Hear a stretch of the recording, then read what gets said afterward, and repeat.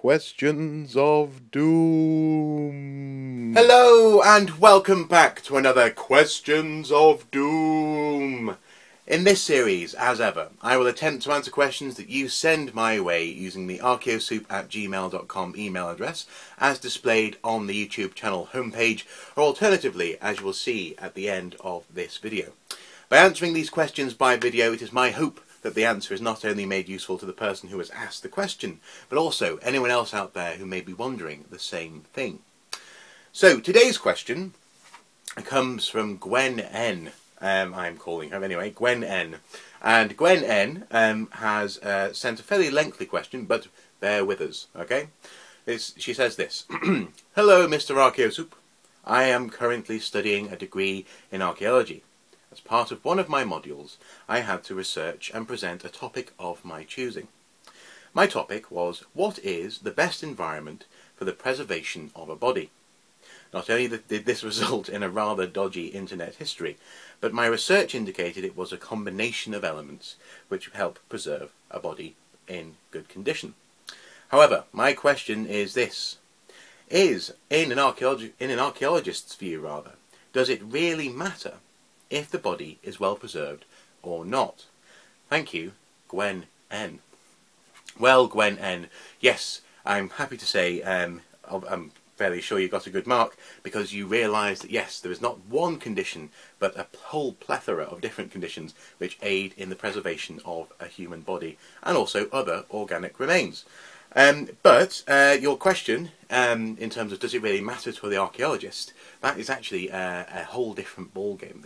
The answer is a very complicated one, I suppose, and it depends on what it is you think archaeology is about, to a certain extent. So let me explain.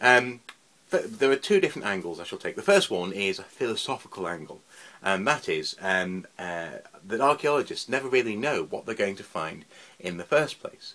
It's one of the beautiful and most frustrating things about archaeology is often, no matter how much preparation you have done, no matter how much research has been undertaken, often when you do crack open the soil, the topsoil as it were, or start to move rocks out of the way, what you find is not necessarily what you were expecting, or it may surprise you.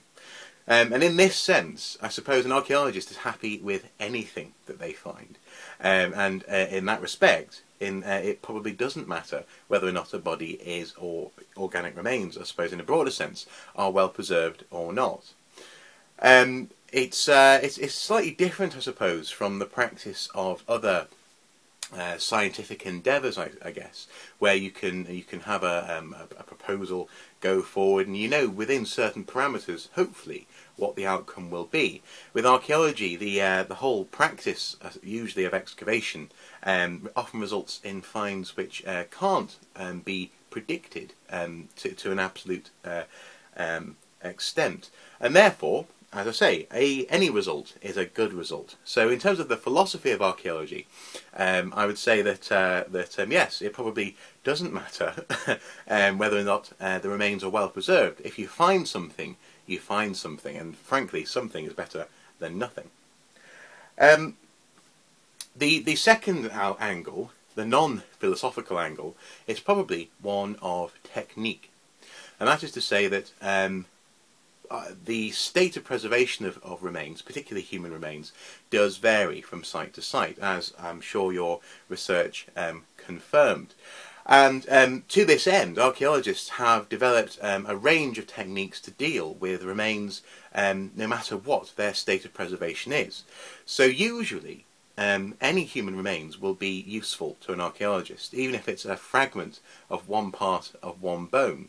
There are things which can be examined, rather, about that bone, and therefore interesting notions can be inferred from it. For example, teeth can tell you a lot about health, can tell you a lot about diet, can tell you in some cases about the age of a person, and that's without having the rest of the body. The studies which have been done on bones are increasingly complex, in so much as they range first of all from in terms of ascertaining height and health. Then you have other techniques which can be applied, such as carbon dating, and increasingly there is more and more research being done on how disease affects bones. So often when people have said in the past that disease doesn't really leave, or in many cases rather, doesn't leave much of a mark on bones, it only leaves it on the flesh, and often the flesh disappears. There is research being done which is looking into how we can tell more about the hitherto unseeable aspects of disease through bones. But that's one extreme, I suppose, either little fragments or whole skeletons. The other extreme in terms of techniques is well-preserved bodies. And usually, actually, this is where medical science comes into the fray, and archaeologists have employed techniques used by doctors around the world to look inside and peer inside the workings of these very well-preserved bodies without having to destroy them, because this evidence is so precious and it is so rare. So on that whole spectrum, archaeologists are usually prepared for whatever it is they're going to find. And again, I suppose the answer would be, no, it doesn't really matter whether or not it's preserved. We would love it to be. In fact, every archaeologist, I imagine, would love to be able to actually walk into a room and just find everything as it was 5,000–6,000 years ago. And the same goes for human bodies. But if they're not that well preserved, and usually they aren't, archaeologists are ready and willing and able to apply technology to these remains and find what they can from them. We have the technology, as they said on a very famous television show. So I guess the short answer is no, it doesn't matter to an archaeologist. But that's not to say that we don't strive and get extremely excited when remains are found in excellent condition. There is one more thing I'd like to mention as well on this video, and that is recently there's been more and more research done into the preservation of brain matter. Specifically, actually, here in the north of England, there was an archaeologist in North Yorkshire, in fact, who has finally been able to confirm that it's more common than we previously thought to find brain matter in Neolithic skulls. This is because often excavations are done by students who aren't terribly experienced, and I must admit I'm not sure I would be able to spot this particular type of brain matter in amongst soil inside a skull. But nonetheless, often these things are thrown away. They're scooped out and chucked away, and the bone is kept because the bone is solid and you know the bone is significant.